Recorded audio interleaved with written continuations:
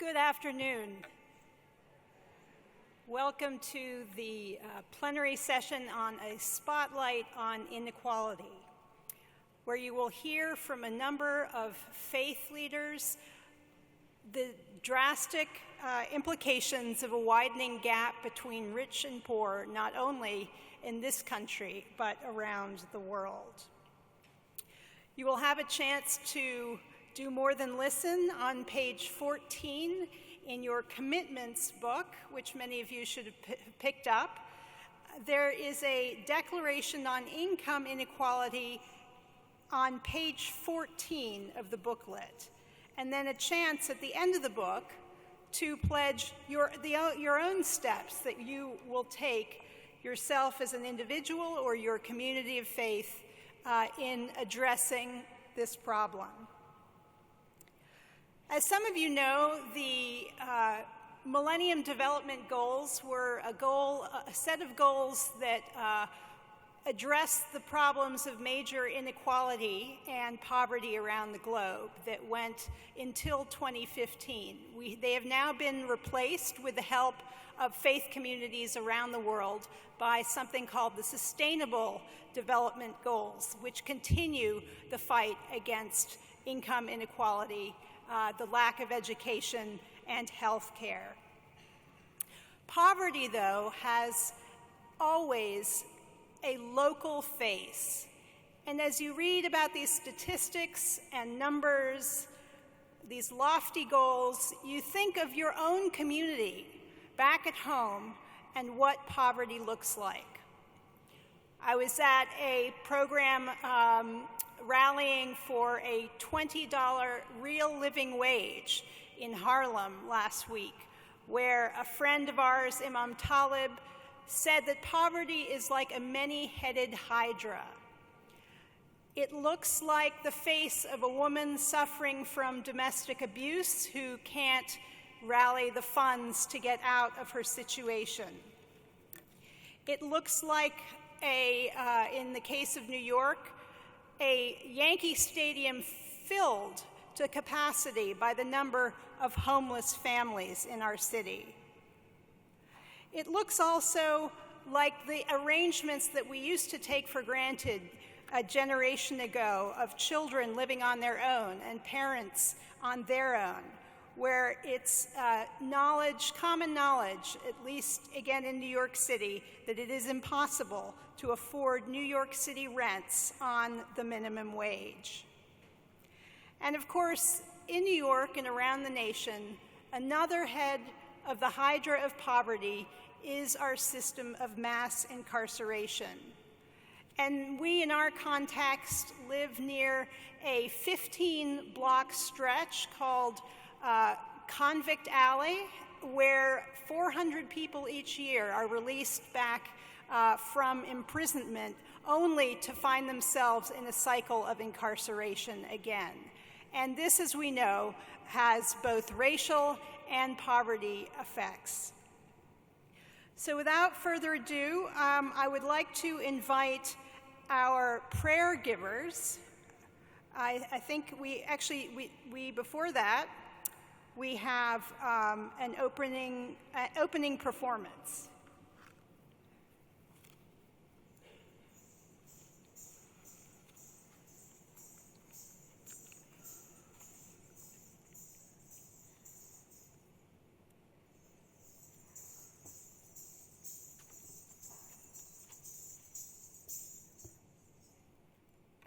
Love you.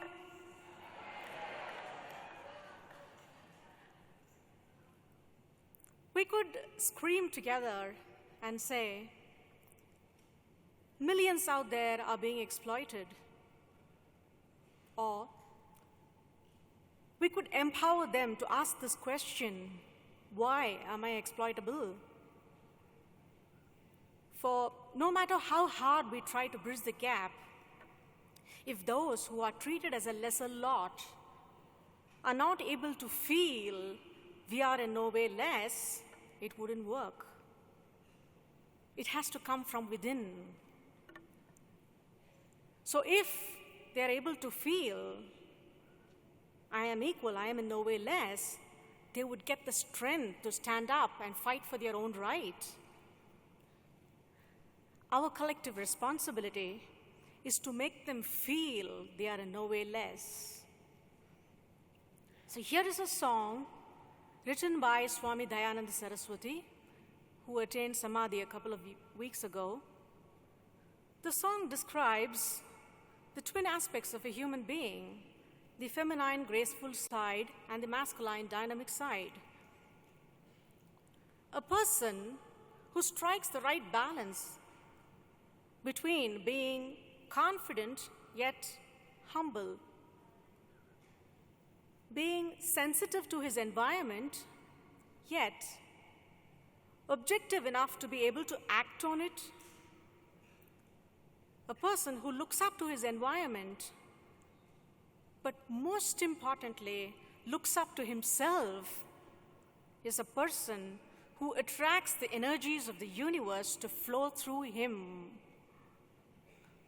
Bo Sambo is a song that describes Lord Shiva, the cosmic dancer, a symbol of these twin aspects, a symbol of the Creator and His creation in perfect balance, in perfect sync. Bo Sambo.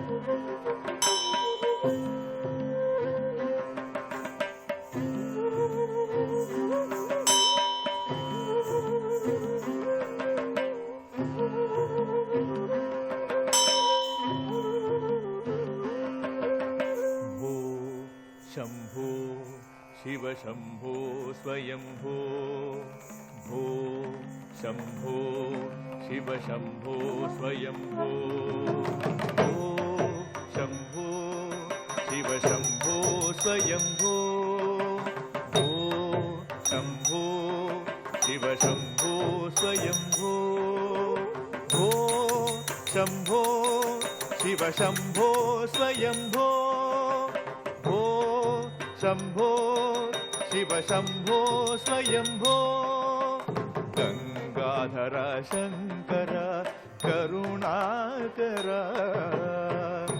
मामव भवसागर तारक भो शंभो शिव शंभो स्वयंभो भो शंभो शिव शंभो स्वयंभो निर्गुण परब्रह्म स्वरूप गम गम भूत प्रपंच रहित निर्गुण परब्रह्म स्वरूप गम गम भूत प्रपंच रहित निज गुह निहित नितांत अनंत निज गुह निहित नितांत अनंत आनंद अतिशय अक्षय लिंग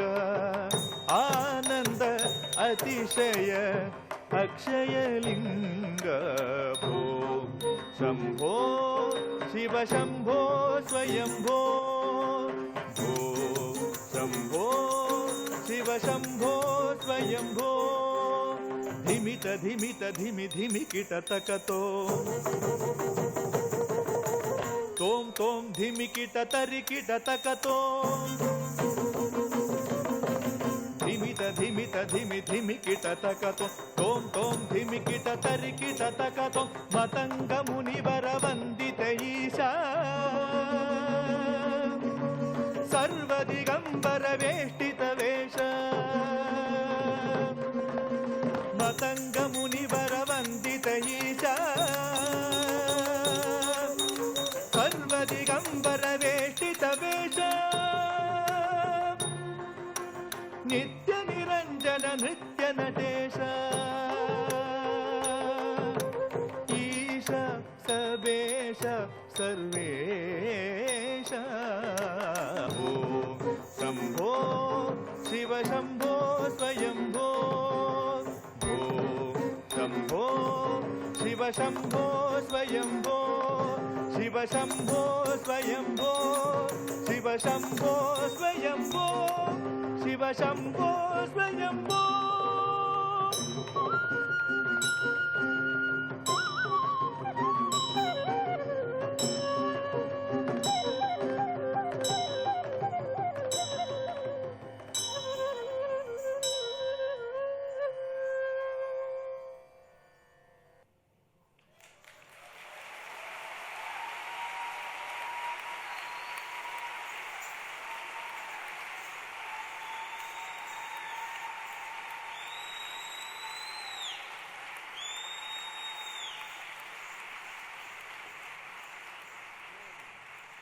I'm Jim Yong Kim, President of the World Bank Group.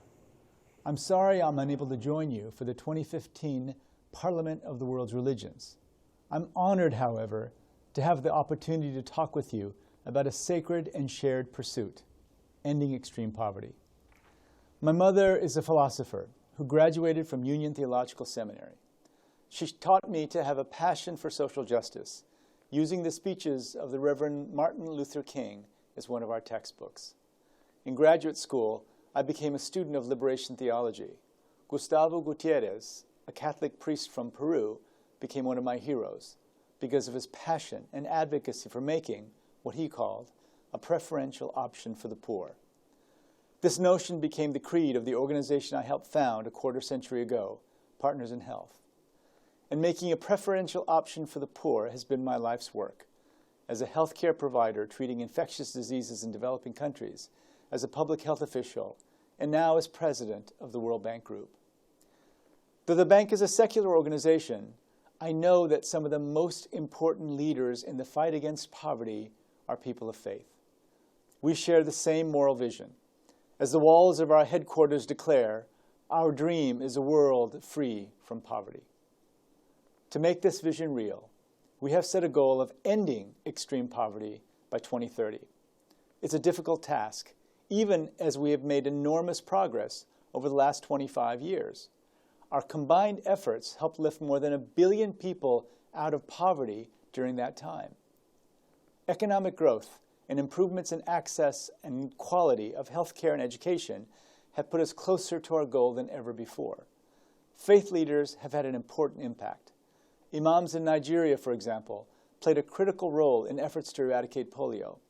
The country has now gone more than a year without a reported case of the disease. Nonetheless, nearly 1 billion people still live in extreme poverty. To help so many in so short a time, evidence-based poverty reduction strategies are critical. After more than 60 years of experience, we know a great deal about what has worked and what has not when it comes to development. But this knowledge is not enough. We need citizen-driven demand for change. We need a movement. Your inspirational and authentic voices could be its catalyst. This past year, we supported a diverse group of religious leaders who came together to discuss the critical role of faith-inspired organizations in combating poverty. They talked passionately about the core beliefs and convictions that unite them.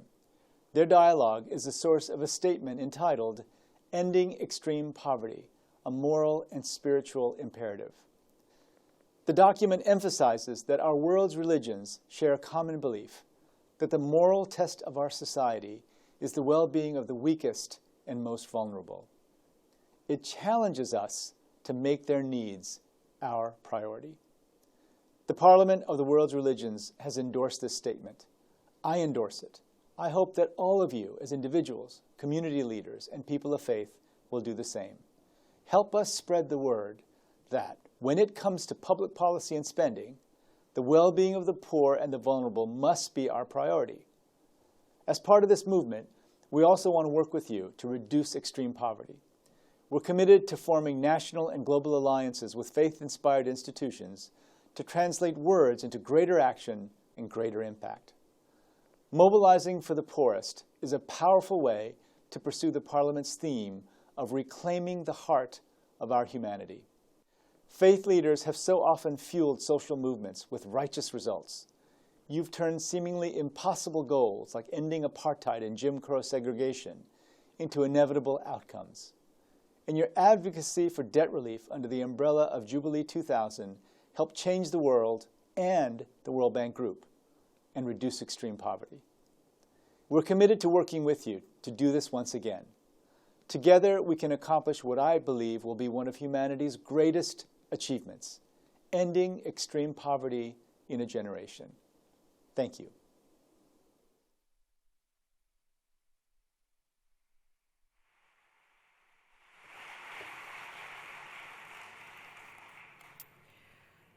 I would now like to invite up onto the stage Jan Saeed, who will give an opening prayer.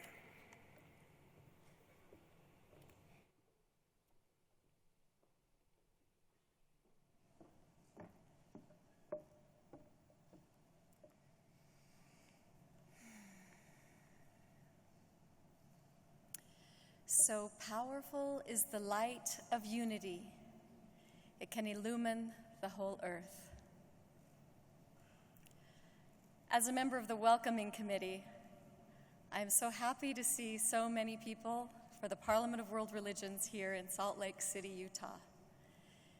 In 2004, 4 of us that worked on the interfaith work of the Olympics came together and presented the World of Faith book at the Parliament in Barcelona. At that time, we felt that this gathering should be in Salt Lake City. It's with great joy I offer this prayer and welcome you here. It is from the sacred writings of the Baha'i faith.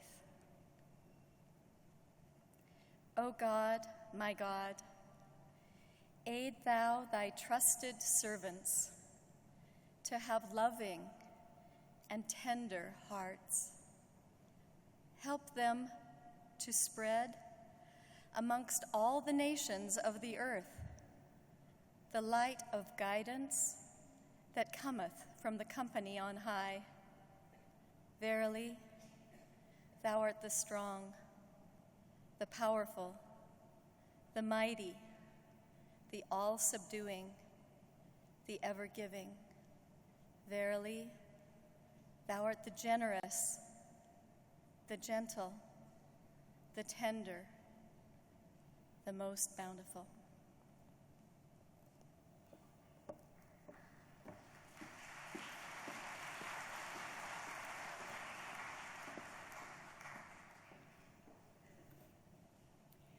As we know, the 14th Dalai Lama was planning on attending the Parliament this year, but for health reasons, unfortunately, was unable to.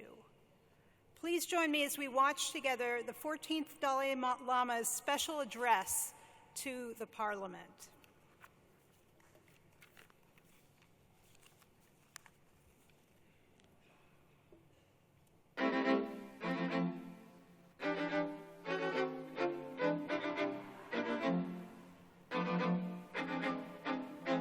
Dear respected members or delegation of World Parliament of Religion. Actually, when I received invitation, I proudly I accepted, because this is this organization something very, very important, particularly nowadays you see, the World Parliament of Religion, I think very much relevant today some of the problem. You see, certain people, you see, exploit, you see, different name of religion. And here, from other side, we have to make every effort tirelessly. So therefore, this organization, I really feel now should be more active. So now time come, you see, fully wake up and make effort. And firstly, we should develop ideas or concept or visions. Then with that vision, tireless, constant effort, action. Action brings result. I'm Buddhist. I also, my daily practice, I also include prayer. But sometimes I feel for individual prayer, very helpful. But for world affair, prayer, I don't know. So we have to carry action. There's Tibetan saying, 9 times failure, 9 times re-effort. We need that without losing our confidence and clear vision. You see, entire human being created by God or Allah. There's some different name but actually creator. So creator full of mercy, full of compassion, creates, I think, equal level. You see, we also have the responsibility to look more equal and try to reduce this gap, rich and poor. And then also, according to theistic religion, the whole world, whole universe, whole world created by God. So, it is our moral responsibility to look after the world. So therefore, equally very important to think seriously about ecology, global warming, these things. So, out of practice of love, compassion, not only during, the church service or meditations or your own practice, but I think should be active. Love should be oriented, action-oriented like that. Then real effect come. And clearly, we see every major tradition carrying teaching of practice of forgiveness, tolerance, contentment, self-discipline. All these means, the main message is practice of love. So anger is the destroyer of love. So we need practice of tolerance and forgiveness. And too much of greed also sometimes create problem. So less greed. And then self-discipline. Sometimes God graciously give us, free will. So we should utilize free will right way, not wrong way. I really hoping, I have confidence, all delegates, you committed these things. So please now carry the spirit of your meeting should be part of your life. I fully committed with these things. Even the day I may die, even that day I will commit. You see these words. We human beings, as a social animal, we have to think seriously the well-being of others, the value or benefit out of practice of love, affection. First, received ourselves. Then, whole atmosphere, some kind of compassionate atmosphere. And even birds, animals also enjoy. I don't know. Small insect like mosquito, whether they enjoy that or not, I don't know. Otherwise, all, we call sentient being, loves affection.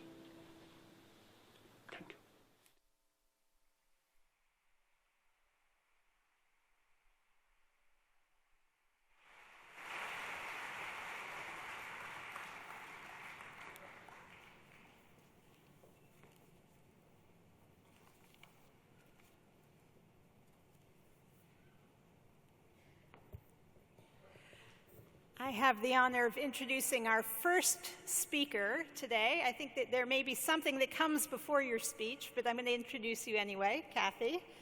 Kathy Kelly has been with the Afghan Peace Volunteers and lived alongside ordinary Afghans in a working-class neighborhood of Kartazeh in Kabul, making repeated visits there since 2010.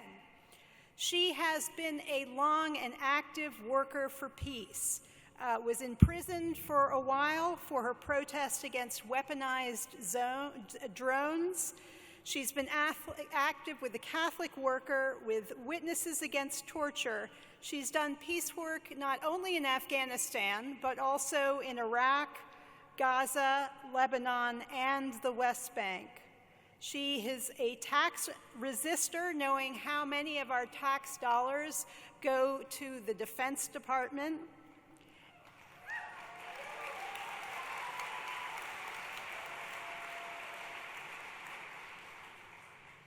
And one thing also that is worth noting is that in 2003, Kathy was a member of the Iraq peace team who stayed in Baghdad during the time in that year when the United States dropped bombs on Baghdad, a scary thing to watch from your television set, let alone to be there.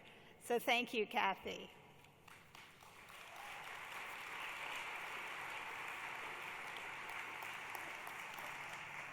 Well, thank you, Corey. What a privilege and an honor to be here as a guest of the Parliament of the World's Religions, and also to feel the hospitality of Salt Lake City. Thank you for that as well. This morning it was really quite wonderful to begin my day over here with a circle of people performing the rituals of indigenous peoples, blessing one another, and 3 women sang an incredibly beautiful song about healing the waters.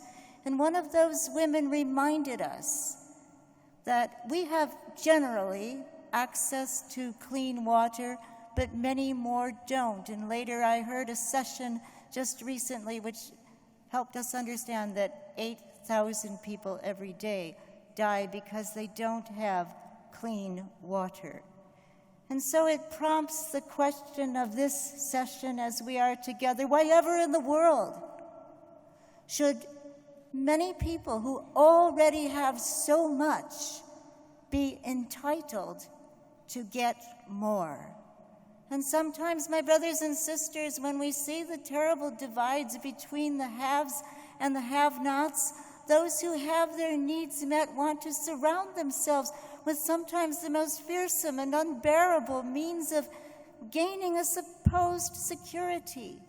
And so we have weapon makers and even war profiteers protecting those who already have so much. I'm fortunate to be from Chicago and so to often be with Imam Abdul Malik Mujahid. And sometimes he invites me to be on his radio program. And sometimes when he's listening to me, he'll ask me to repeat something because he thinks it's very important. And so I want to tell you that one time I had just come back from Afghanistan, and he said, well, tell me your experiences. And I described a dreadful refugee camp. It was a sprawling, wretched camp, and the people had fled from war. They were displaced by weapons that were bombing them, including drone surveillance and weaponry. And their conditions were so miserable, and they were right across the road from a sprawling United States military base where convoys were delivering water and food and fuel. And so I walked up to one place where a family was living under a plastic tarp with an old decrepit blanket over the tarp, and the winter weather was coming. This was hardly adequate for them. And one man took his finger and he just flicked this decrepit blanket, and it immediately split. And he asked me, do you think that we like to live this way? And Malik repeated the question. He said, say that again. And I said it. Do you think that we like to live this way? Refugees all over the world, millions of people, don't want to leave their homes. They'd rather be where they live. But wars force them to give up what they have and start all over. Sometimes in Afghanistan, the stories come out very late at night. 2 brothers told me, living in a remote mountainous province, that they were so miserably cold because the family could only afford 1 blanket, a thin blanket for each of them. One brother woke up in the middle of the night, and he was shivering, and he was so desperate. He snatched the blanket off his brother, and that brother woke up and realized he might die in the night without a blanket, and so there ensued a terrible fight. And the other family members thought maybe one brother would even suffocate the other brother, fighting over 1 blanket. The good news, those same brothers, my young friends in Afghanistan, now dedicate themselves to making sure every year that 3,000 blankets are manufactured by poor widows, and they distribute them for free. And you know, these young people even write on the palm of their hand, enough, in their language, bas, because they want to say, enough of war. Let us learn how to share. We could feed a hungry world. We could eradicate poverty and disease. We could find shelter and even be using renewables to enable that shelter. We could do it all, but we cannot do it and also feed the insatiable greed of the weapon-making companies. We can't do both.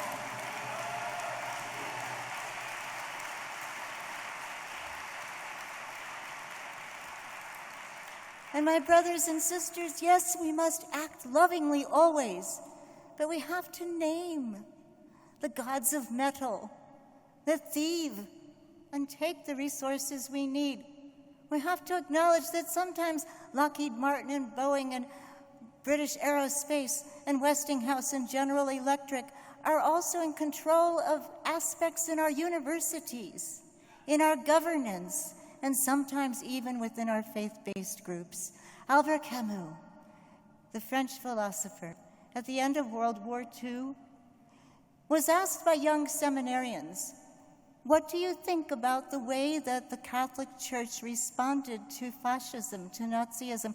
And Camus said, they responded, but they spoke in the language of documents that could not be heard. And he asked that people speak loudly and clearly to say an end to war, to abolish wars. Well, Pope Francis came, and he did speak. And he went to South America, he went to Santa Cruz, and he apologized to indigenous people and to workers and to trash collectors. He asked their forgiveness. He said he was sorry for what colonialism and exploitation had done to their past history, robbing them of their sustenance. But then he came to the United States and spoke to the U.S. Congress, and he asked the question, why? Why would anyone give weapons to people who can use them so cruelly? And he answered softly but truly. He said, the answer is money. And he said, the money is drenched in blood. My young friends tell me, blood cannot wash away blood. And so we come to a point where we can choose between the works of mercy and the works of war. Doctors Without Borders, often called Médecins Sans Frontières, have made such a choice. They are a reputable group, and they've made the choice to stay with the poorest of the poor and the neediest in war zones all around the world. And their hospital in Kunduz in northern Afghanistan is now no longer existent. It was bombed from 2:05 in the morning on October 3rd until 3:15 that morning. In 15-minute intervals, a C-130 United States plane attacked that hospital. We can choose, as the Doctors Without Borders have chosen, to heal a hungry world, to say we will not worship gods of metal, to bless every opportunity we have to live together in peace, dedicated to abolishing war. My young friends make these scarves. On one end it says border free. On the other it says Bedune Mers. Let us cross the borders, be shoulder to shoulder, catch courage from one another, give great gratitude for every opportunity we have to end income inequality, to seek to live simply, share resources, prefer service to dominance, believe that nonviolence can change the world, and never let inconvenience get in the way of acting in accord with your deepest beliefs. We don't believe in killing.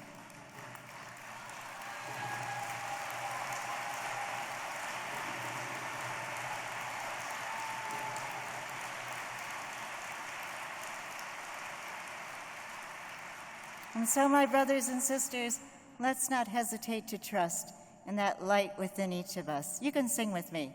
This little light of mine, I'm gonna let it shine. This little light of mine, I'm gonna let it shine. This little light of mine, I'm gonna let it shine.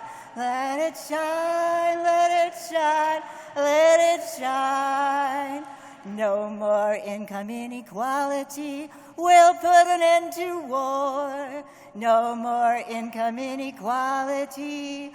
We'll put an end to war. No more income inequality. We'll put an end to war. Let it shine, let it shine, let it shine.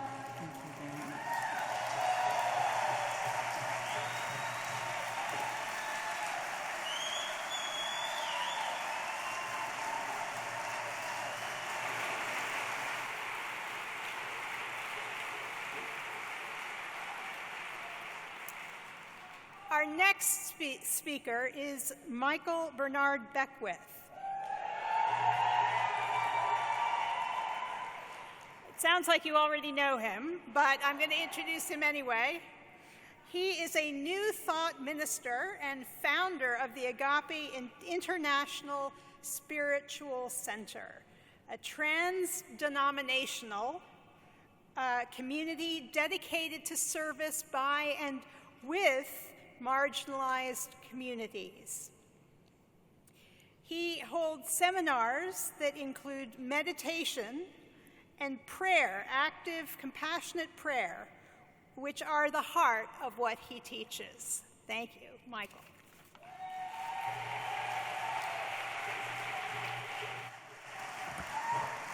Thank you very much.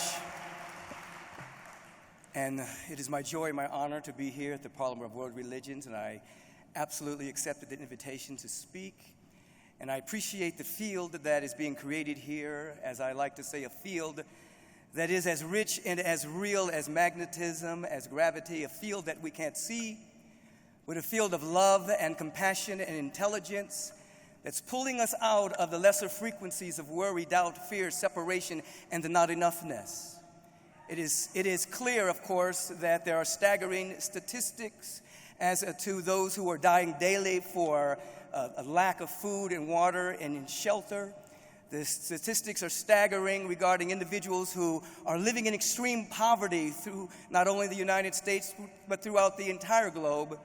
And it behooves us as individuals of faith, individuals who are doing deep inner spiritual work, and individuals who are out in the trenches, making a mighty difference for the so-called disenfranchised, to create a new narrative by which we do our work. For it is the narrative by which we live that determines our perception, determines our thinking, and ultimately determines our action. And so when we speak of the narrative of the Western way of a success, we know that that has to change. And it has come to me that there are at least three modalities of success. There is the success 1.0. Success 1.0 is I get rich. And that carries, of course, mass consumption, consumerism, a sense of elitism, a sense of separation, that mindset which tears down rainforests, which pollutes the environment, which strip mines the world, which creates nuclear weapons and weapons sold on the black market, so to speak. I get rich is a narrative that must dissolve, must disintegrate, must be rolled up in a scroll that is no longer utilized by individuals that are sane and sound of mind. End of that narrative. The next narrative that's a little bit higher is I get rich and become a philanthropist. That's success 2.0. It's a little bit better than Success 1.0, but still carries the stigma of elitism, still carries the stigma of separation, the looking down upon the brothers and sisters who have less. I'm going to get rich, and then I'm going to give one day when I think I have enough to give. That Success 3.0 still carries consumption, still carries consumerism, still carries a separation.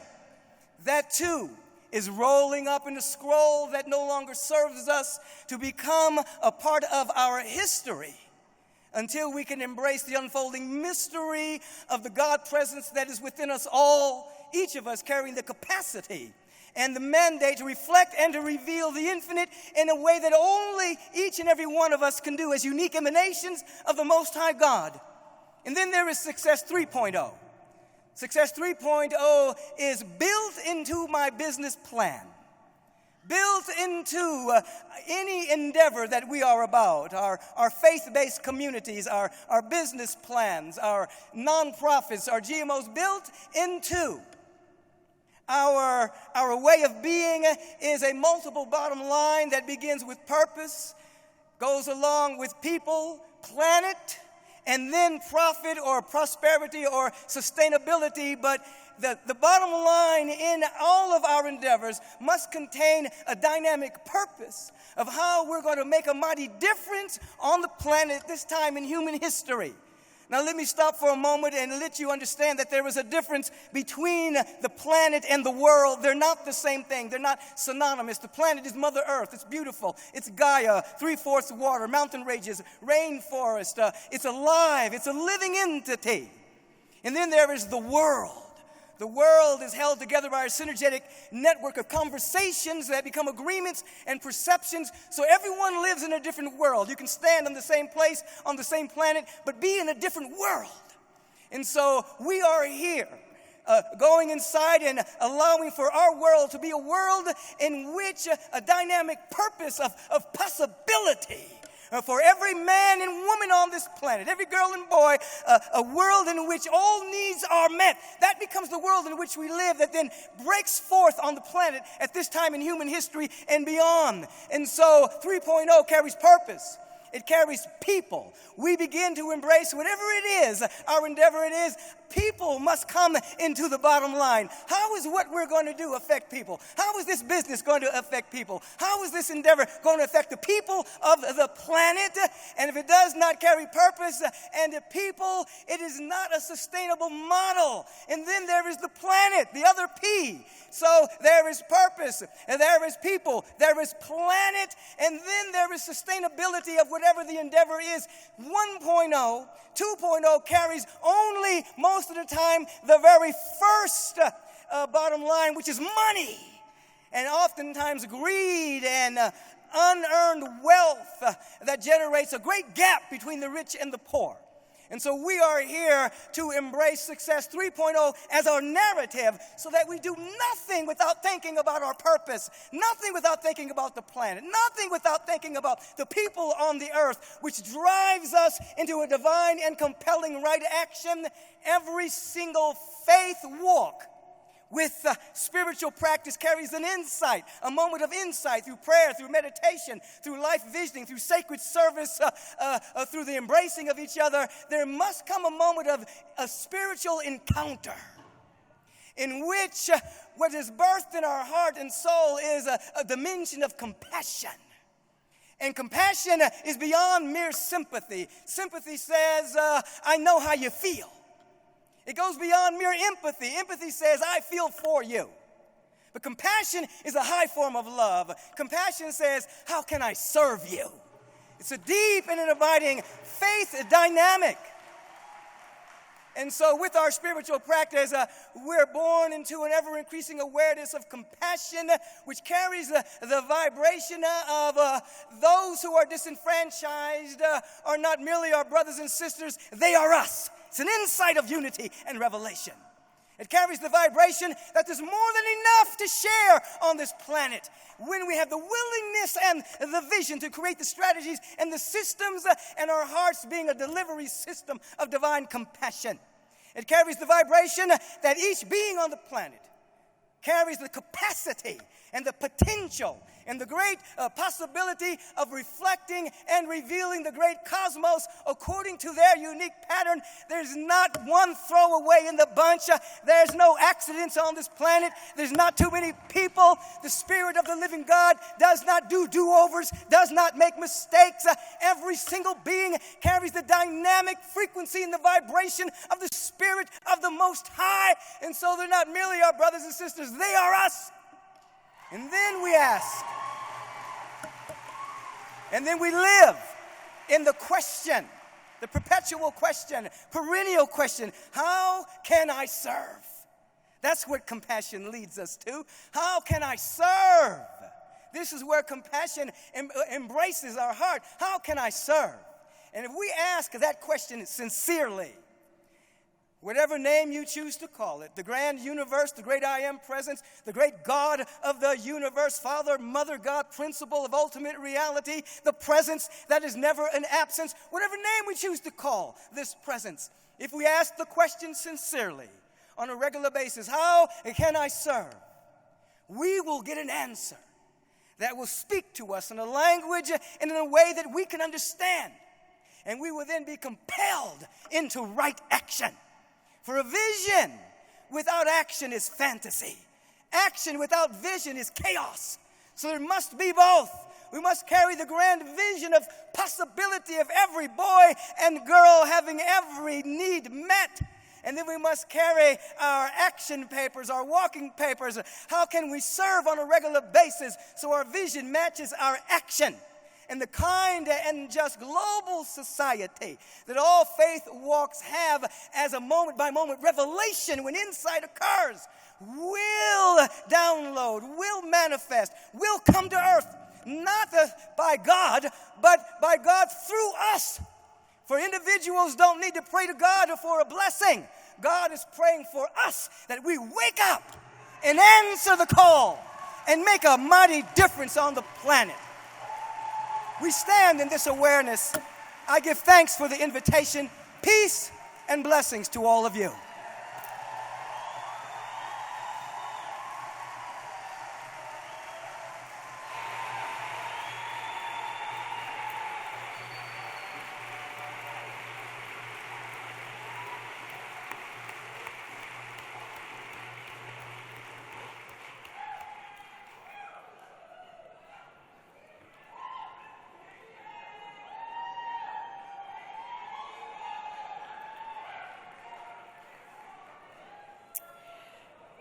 Jim Wallis is the president and founder of Sojourners in Washington, D.C., a nonprofit faith-based organization and network whose mission statement calls for putting faith into action for social justice.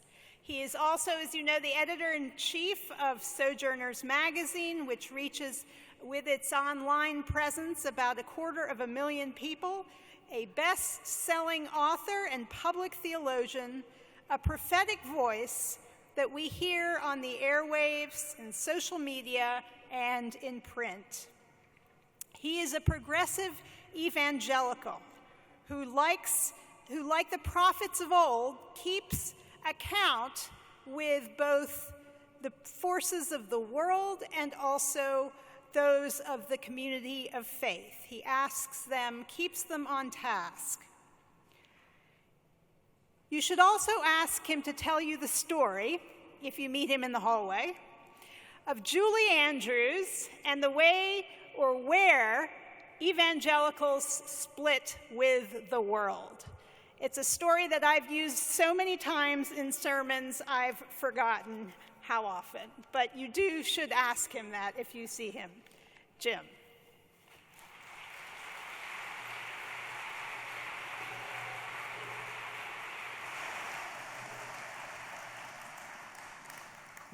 So I'm also a Little League baseball coach, and I'm missing 2 games today because I knew how important this gathering was.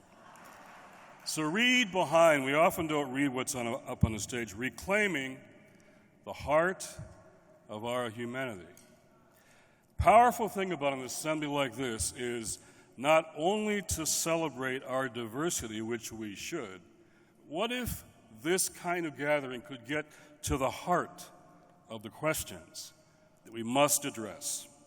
So, why is income inequality a plenary session at the Parliament of World Religions? Plenary session. Surely it's an economic issue, as our systems structure wealth toward those at the top. It's no accident, it's structured that way. Clearly it's a political issue, as wealth and the wealthy then shape and control our politics, the votes, and the bodies.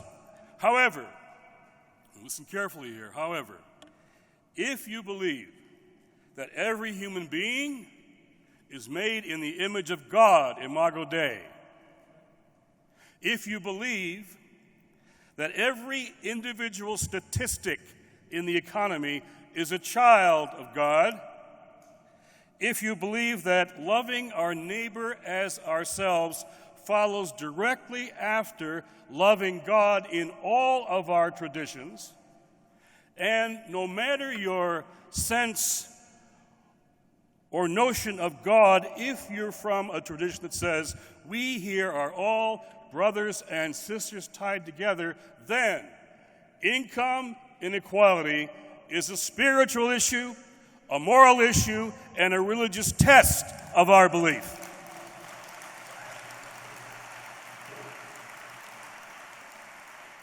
You might know the story of the Good Samaritan. The lawyer asked Jesus, "Who is my neighbor?" Now, what you don't know is the lawyer in the story was a Washington lawyer. I know that tone of voice. It wasn't, "Who is my neighbor? How can I help?"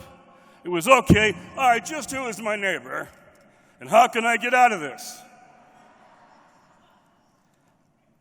Here's a man who's been robbed and mugged by the side of the road. We could say those robbed and mugged by a global economy. And the religious leaders pass him by, and here comes somebody else, a good Samaritan from a different race, ethnicity, culture, and he stops to risk his resources, his security, and his time to lift this robbed man up to a new life. I want to say, because I am here in this place and we are here, that we must address the core inequality of American life, showed to us by 9 African Americans in Charleston, South Carolina, Mother Emanuel Church, shot and killed in a basement of their sacred space while having a prayer meeting, demonstrating that in America, still, if you are a black man or woman or child, there is no safe place for you in America. And until we address as white Americans that inequality, we will have failed our religious test. Until white parents are as concerned about the talk that black parents have with every one of their sons and daughters about how to behave in the presence of a policeman with a gun, we will have failed our obligation as a neighbor. And to my Christian friends, let me say this clearly. If white Christians were more Christian than white, black parents would fear less for their children.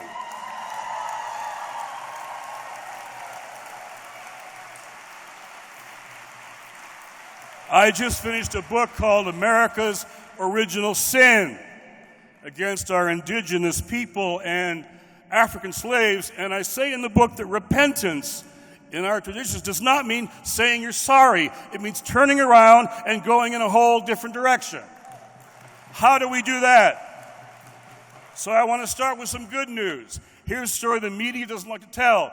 Nicholas Kristof, a couple weeks ago, who talks about global poverty all the time, told us that in the last 20 years, movements like we have been a part of have cut global poverty in half in 20 years. That's good news they don't want to tell you, because they want to tell you there's nothing we can do. Bono says this is the greatest story left untold. Now we have girls reading books all over the world, and girls reading books is a threat to men who have weapons.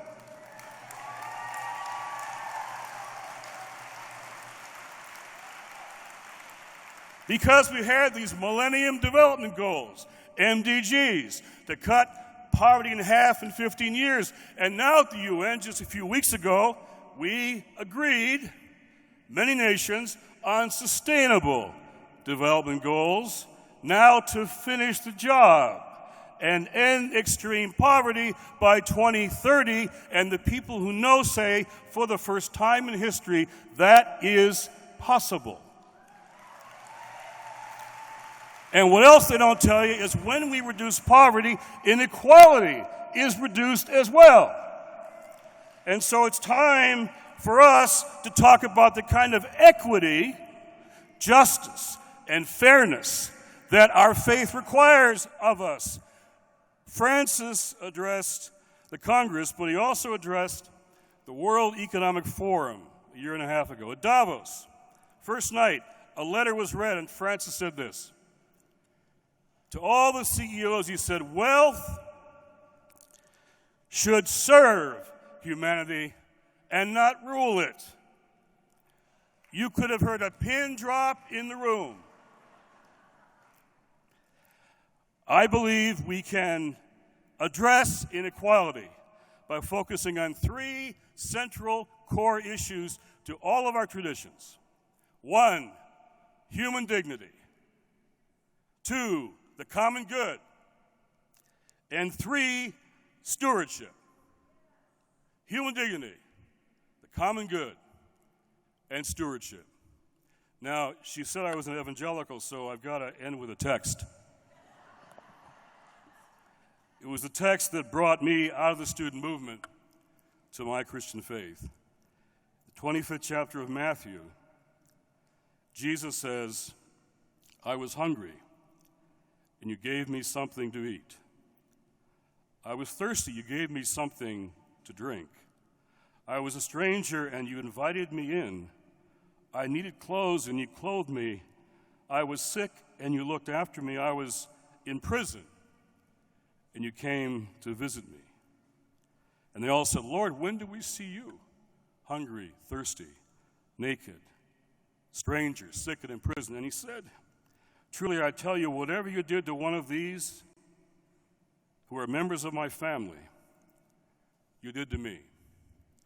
That text is a religious test of a moral economy, not a world created for the wealthy, but how the vulnerable and the marginal are treated is the test of a global economy. That's our test, and that test is rising up from the bottom. It's a test that makes sure those who are included know their test is those who are excluded. That's our test. So now the MDGs, or the new SDGs, say this. By 2030, we're going to eliminate extreme poverty from the world. And we should also add, eliminate shameful poverty in the richest country in the world. That's a goal worthy of a world parliament of religion.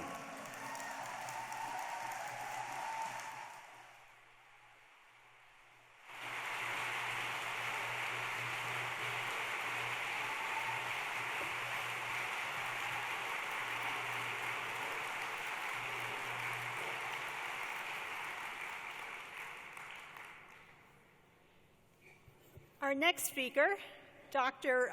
Rami Nashashibi. He is the director of or executive director of the Inner City Muslim Action Network, and also a visiting assistant professor in sociology and Muslim studies at Chicago Theological Seminary.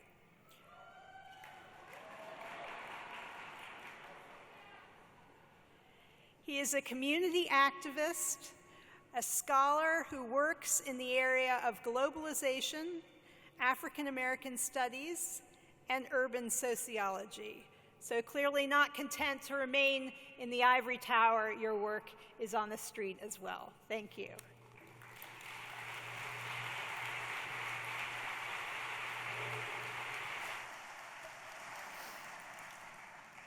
Bismillah ar-Rahman ar-Rahim. In the name of God, most gracious, most merciful. Assalamu alaikum. Peace and blessing be upon you all. Let me first begin by saying how profoundly humbled I am to be on the stage with people who I have looked up to, people who I have sought solace in, and people who continue to be beacons of light. Again, please give it up for people that I extraordinarily feel I'm unworthy of standing with today. Also, let me express my great appreciation for the organizers of this profound conference. And while I am very grateful, I am an organizer from the south side of Chicago.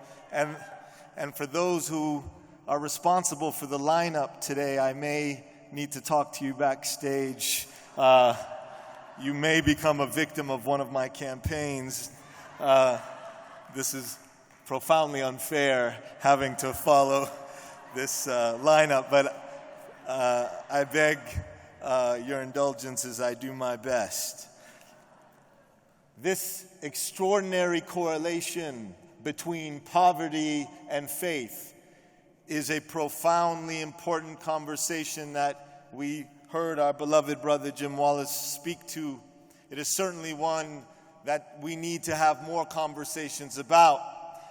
In my tradition, there is absolute clear evidence that makes that relationship unequivocal, not only between the notions of wealth and poverty and dignity, but also between the forces of darkness, both in our own societies and communities, individually, collectively, and structurally, that perpetuate that poverty.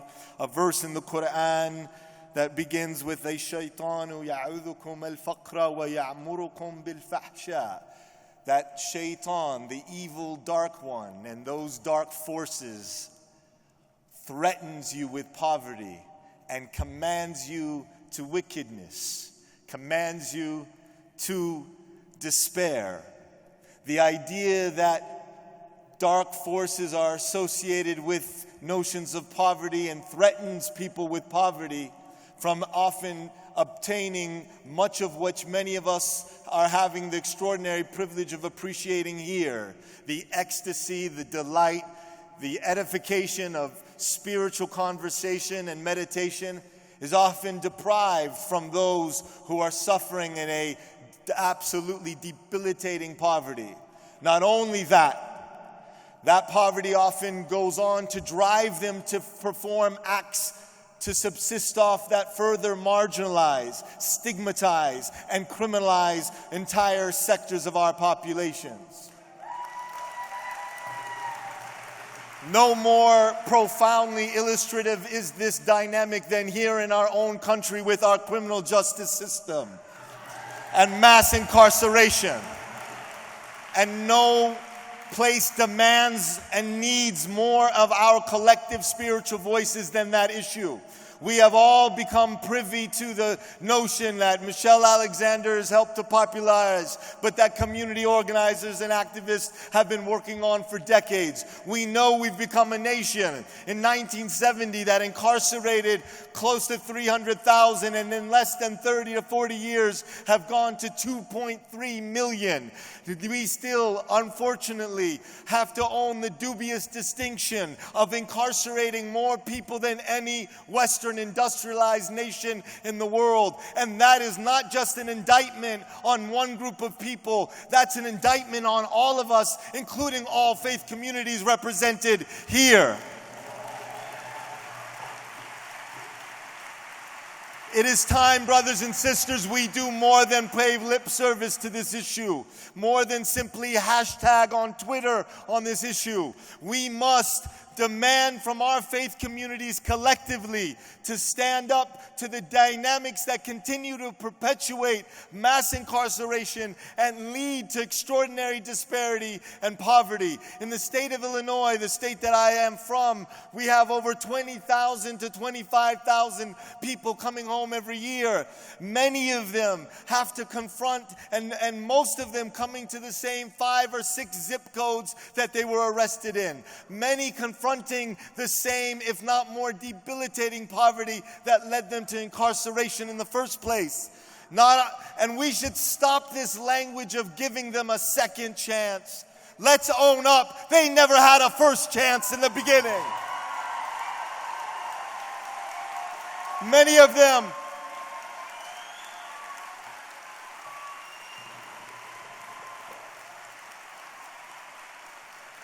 them incarcerated as 17 and 18-year-olds, and oftentimes doing life sentences. We know many of them, a vast majority of them, for nonviolent, low-level offenses, coming home. And then the stigma not only of being formally incarcerated, but challenged by absolutely unjust, unfair, and criminal sets of probationary and parole technicalities and policies that lead to some of the highest recidivism rates. So, brothers and sisters, we must confront the fact that our brothers are coming home, our sisters are coming home, many of them struggling to keep a job, many of them struggling to find a job, and when they find a job, to manage to keep it, and then to have to confront parole policies that oftentimes lead them back to incarceration on technicalities as simple as being in the same household of someone else who was formerly incarcerated. Now, is that fair? Is that just? Is that right? We must assert our voices. I am asking, in addition to the types of things that we're going to hear in a moment, the commitment for our communities in this room to commit to 3 things: to go home and to mobilize and to organize our faith communities to do. Number 1, I'm an organizer, as I said, and as organizers, we believe in the fundamentals of one-to-ones, relational meetings. We believe in the transformative power of what we say in the Quran of lita'arafu, not just getting to know one another, but getting to understand our stories. So I'm going to ask congregations, rabbis, imams, priests, synagogues, mosques, churches, Baha'i temples, and all faith communities gathered here to go home and to demand that your institutions conduct 50 one-to-ones with formerly incarcerated individuals who have been released, to understand their stories, to listen to their stories, to get to know them. It is unacceptable that we still have not taken the time to sit down and to listen to these stories. And that's number 1. Number 2, I'm going to ask that we invoke the spirit of other faith communities that have demonstrated extraordinary leadership. The Catholic Conference of Bishops in 1970 demonstrated an extraordinary faith ethic when they got together and they put into practice what the Franciscan priest said regarding notions of poverty in South and Central America, that when he fed the poor, they called him a what? A saint. But when he asked why the poor were hungry, they called him a communist. We must start to ask why the poor are hungry. And we must do what the Catholic Conference Bishops did in 1970, which got together and formed an entity called the Catholic Campaign for Human Development. And since 1970 till the modern day, they stand as one of the few entities funding campaigns to deal with root causes of systemic poverty. My challenge to all of us is to go back and organize all our faith communities to replicate CCHDs in our own communities, to support organizing and activism around the formerly incarcerated. And my last and third ask of each and every one of you is that we go home and we get involved in initiatives that are happening in every state, whether they're ban the box, or whether to work with issues of concealing records, or issues of finding alternatives to incarceration, or restorative justice issues, so that we, brothers and sisters, can be the voice and force of mercy that we beg our Creator to descend upon us. With that, Assalamu alaikum rahmatullahi wa barakatuh. Peace and blessings be upon you all.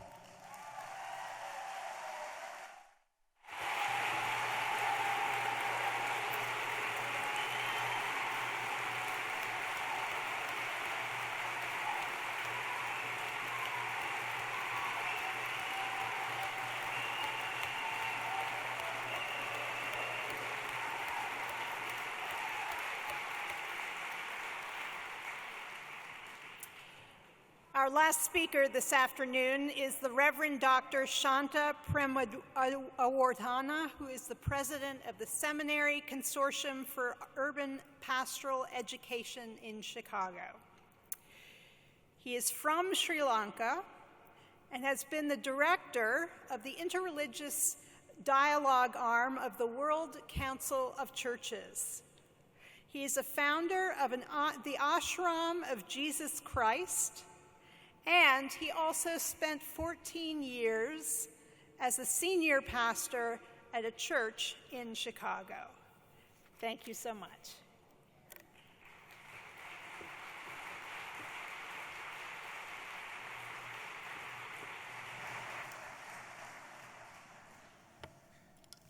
You've been inspired today. You've been agitated today. Brothers and sisters, it is now time to act.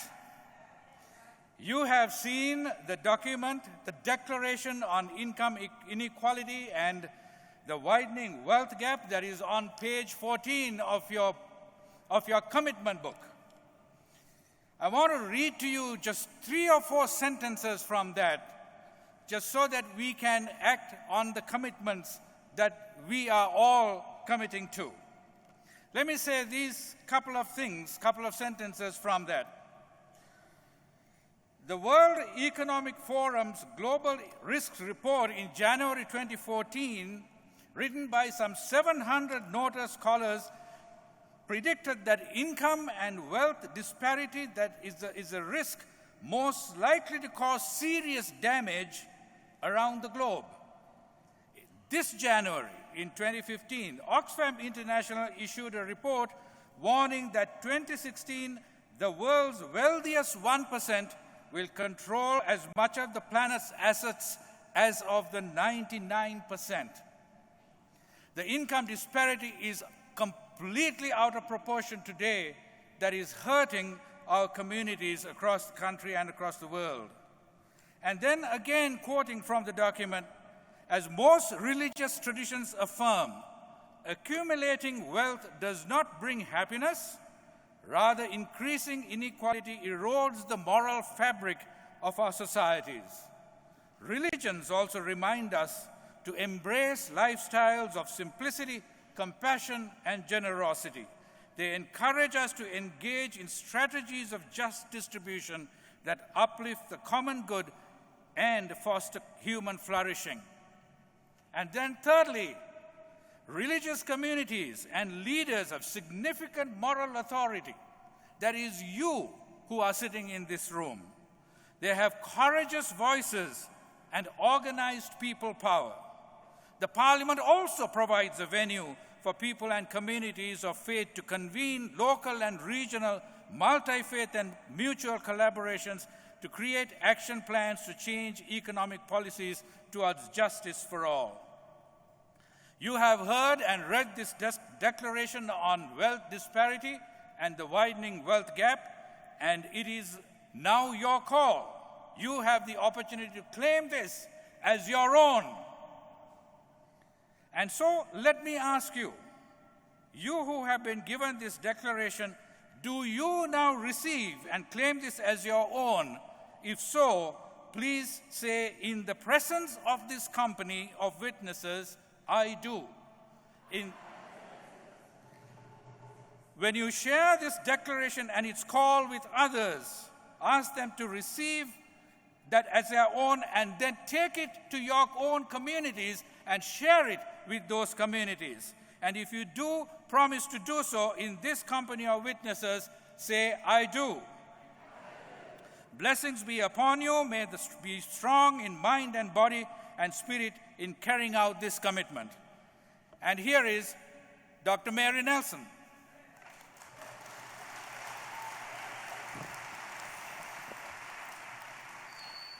And I'm going to save Chloe from introducing me. I have, for 35 years, been a faith-centered community organizer and developer, and in the last 3 years have been the chief bottle washer for the Parliament of the World's Religions.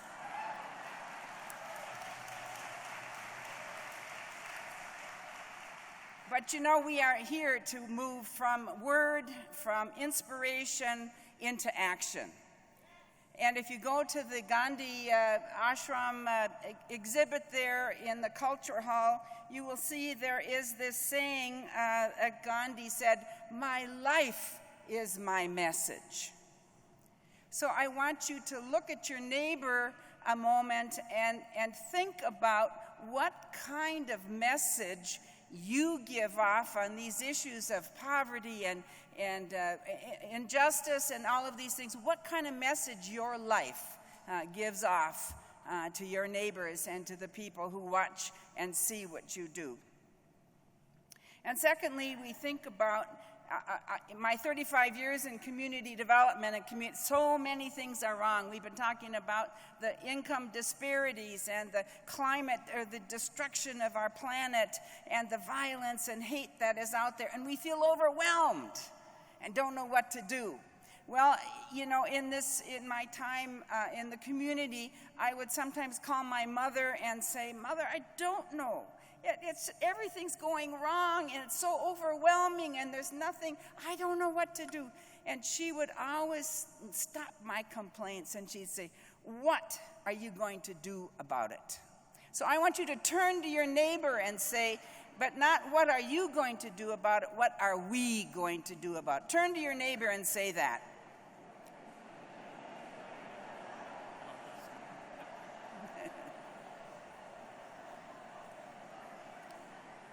All right. We can do something. We've heard all these inspiring speeches. We've heard all these things. And good community organizer says, don't agonize, organize. Don't agonize, organize.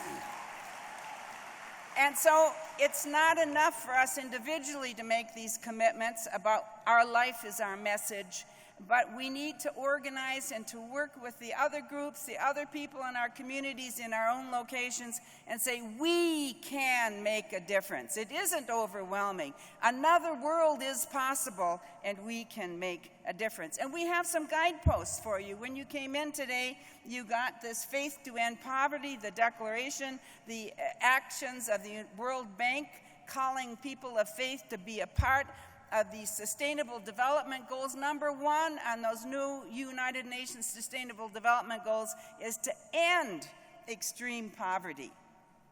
To end, now it just seems overwhelming, but do you know what? In the last 10 years, half the poverty rate, extreme poverty, has been cut in half. It can happen.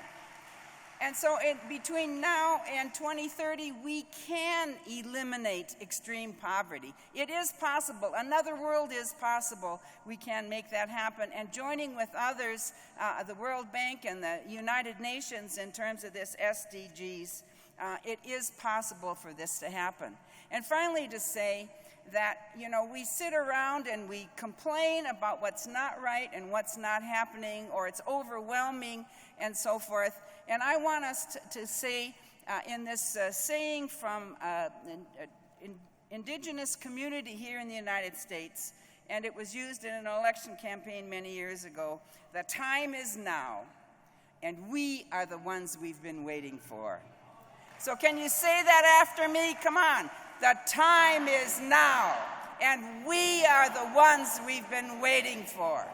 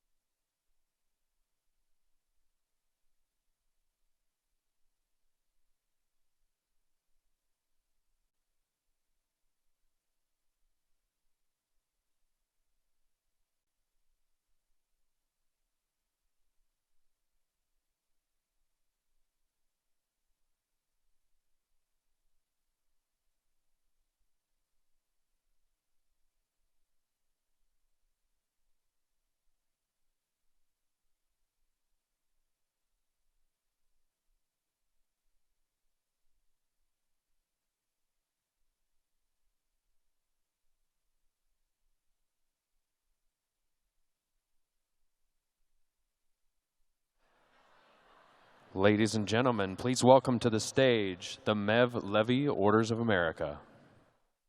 Whirling Dervishes.